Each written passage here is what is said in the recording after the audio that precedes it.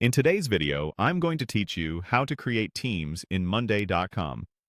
Teams are a simple way to group people so you can assign items, automate updates, and filter views for an entire group at once.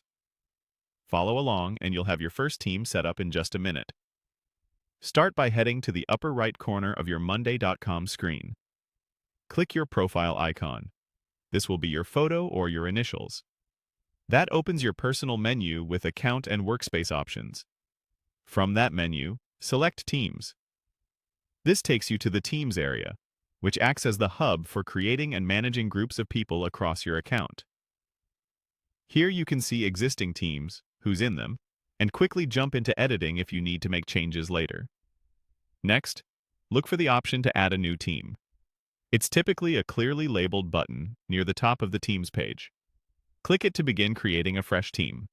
You'll be prompted to enter a team name. Choose something clear and specific so everyone instantly understands who's included.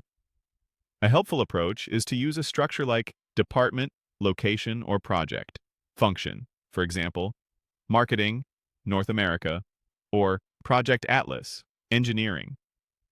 Consistent naming makes teams easier to find in assignments, filters, and automations. Keep it concise, avoid special characters, and use terms your organization already recognizes. Now add members. Start typing the names of people in your account and select them as they appear. You can add as many as you need. If someone doesn't show up, it usually means they haven't been invited to the Monday.com account yet, or they lack the required permissions. So check with your admin. It's a good idea to include yourself if you'll manage or assign work to this team regularly. You can always come back to add or remove people later, so don't worry if your initial list isn't perfect. That's it. Your new team is ready to use.